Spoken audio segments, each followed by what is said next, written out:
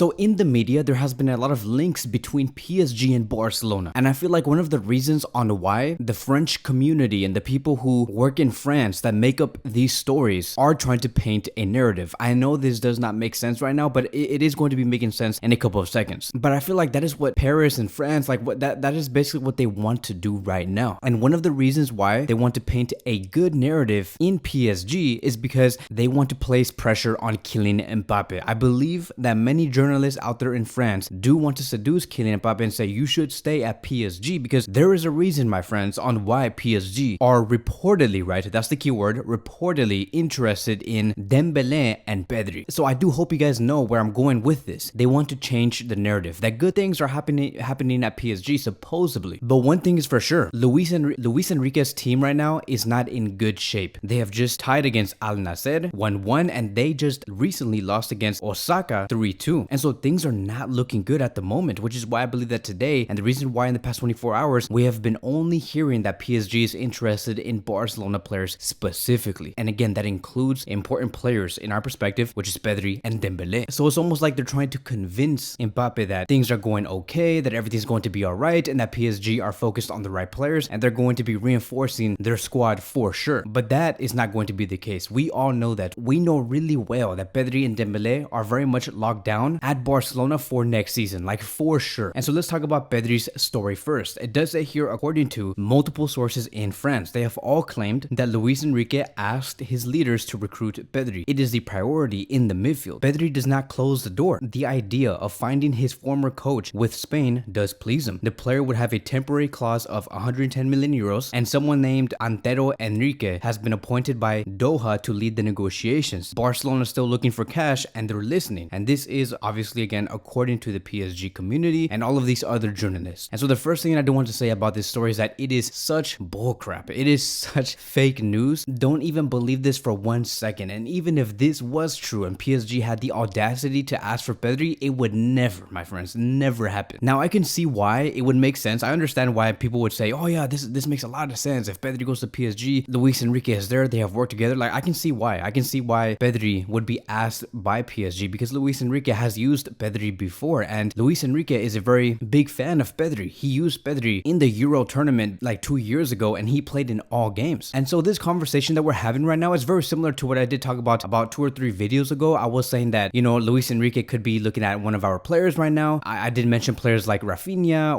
or Dembele or Gavi. Like he's going to be interested in one of our wingers, in one of our midfielders, because again, he has worked at Barcelona before. But I never thought that we're going to be hearing one day that PSG is interested in Pedri. That's just never going to happen. And again, even if this was true, that they made an offer and that Pedri is listening and that he's interested, there's no way. And so we do have more credible sources that does work very closely with Barcelona. We have Gabriel Sanz, who has stated this: Pedri's only desire is to succeed at Barcelona. He's not for the task of leaving. Luis Enrique has not demanded his signing either. It's true, the two have spoken, but that was before the manager joined PSG. And then when it comes to this temporary release clause, 110 million euros, Fabrizio Romano also wanted to back that up and said there's absolutely nothing going on with Pedri and PSG. He loves Barcelona and wants to succeed there. There is no 110 million temporary clause in Pedri's contract. His only release clause is 1 billion euros, which is true. If PSG do end up making a bid for Pedri, then they better submit a bid that does reach close to that mark. Like that's how,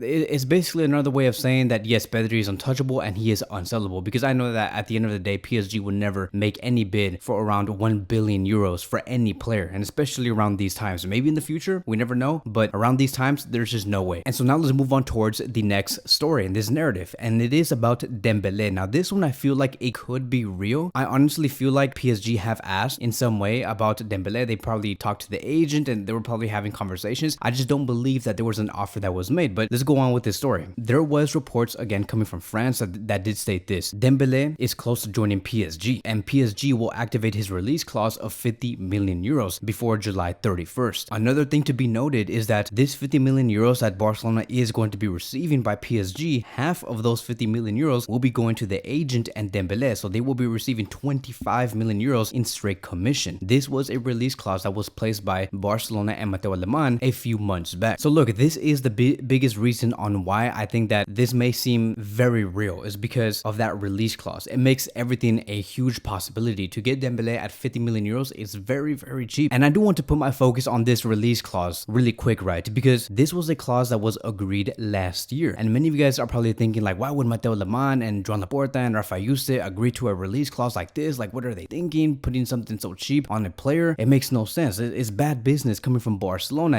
And many of you guys might also be saying that Dembele is a bad player. No wonder he was not named captain, because the fact that he agreed to receive 25 million euros if he were to ever leave in this summer, it's just no wonder, right? Dembele is a bad player with bad intentions. They can all go. Like, I understand that you guys might be saying this because it does seem like everyone is being greedy and it feels like Barcelona did bad business. But let me explain some things. I did post this on Twitter and you guys can read that on Twitter. I'm also going to be putting a screenshot here. One of the reasons on why Mateo Lemon placed this release clause is to sweeten the deal for the agent of Dembele, who is also named Moussa Sissoko. I don't know if you guys remember, but Moussa Sissoko is very money motivated. He's always looking for the big bucks. And around that time when Barcelona was looking for a renewal for Dembele, it was really hard to find that agreement because the agent was asking for so many things, so many requirements. Even Joan Laporta said a few months ago, this agent just comes with a bag of surprises, always asking for the most unnecessary things. And so I think that because the demands of the agent were so, I would say, unnecessary and huge, I believe that Mateo Lemon placed this clause and said, hey, look, you should renew with us because if you guys do, in the next summer, he can be released at 50 million euros and you guys will be receiving 25 million. We will not take the full 50. We'll give you guys 25 million euros in commission. And I felt like that right there, my friends, that was bait. That was bait because the goal for Mateo Lemon was to put the agent's signature on the paper for the renewal, because that was the goal. Barcelona did not want to losing Dembele for free, which is why they put that clause in and they called that the bait. And I felt like at that moment, Mateo Lemon and Joan Laporta were willing to take that type of risk to say, yes, we're going to give up 25 million euros as long as you put the pen on paper. And I believe that's because they also believed in Dembele, that he in the upcoming season, which was the season that we have just finished, can deliver and be fully backed by Xavi. And that is exactly what we saw. They were betting on Dembele to have a great season. Dembele did have a great season, and now we stand here today in the summer of 2023 with a much different approach, and everybody's thinking in a different way. And especially with Dembele no longer wants to leave. He believes that Xavi can get the best out of him and Dembele has more control, because at that time in the summer of 2022, or I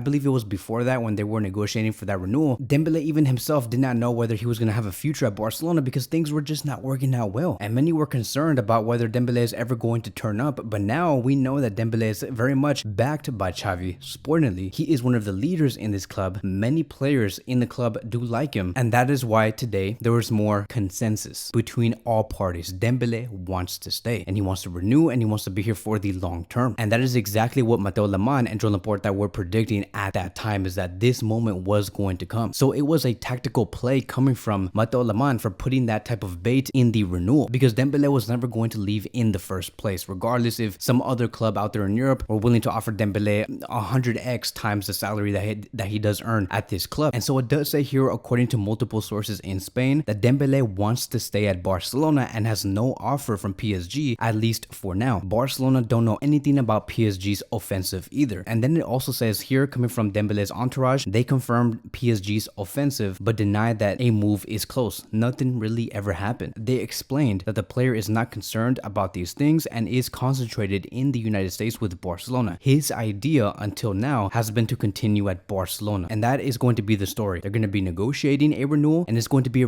renewal where this time it does not include that type of release clause. It's going to be a normal renewal where there is not going to be like a special clause where it says like in the summer of 2025 he can leave for 40 million euros or 50 million euros. That's not going to happen, and especially with sharing commission. And from PSG's perspective, I can understand why they were in a way just talking about Dembele with the agent, because maybe PSG are trying to bring Dembele in to persuade to Kylian Mbappe that they're building a real sporting project. Dembele and Kylian Mbappe have worked together before with France, and maybe PSG have some sort of sporting project where they're going to be saying, hey look Kylian, if you stay with us, we'll have a 4-2-3-1 system where you're going to be playing on the left wing, Neymar will be the 10, Dembele on the right side, and then our number 9 will be Asensio. It's going to be a great sporting project, but Barcelona are not going to be doing no favors. They do not care what PSG have going on. And if Dembele ever does leave, let's say for example like Dembele out of nowhere just says, yeah, I actually want to leave, I was just joking, right? Like just worst case scenario, I would have Dembele being sold at around 150 million euros or 160 million euros. Yes, that is overpaying for the player, but that is like my whole point, is that if we're going to be selling one of our most important players according to Xavi, there is no way we're going to be selling him for cheap. He's gonna have to be overpriced. But it won't happen. He has so much going on at Barcelona. He is, again, one of the leaders. It does not matter that he was not named captain. The manager just adores him. Xavi sees him as a protagonist, and that's basically it. That's all we need to know. So that is going to be wrapped up today's video. Thank you guys so much for watching, and I will see you guys in the next one.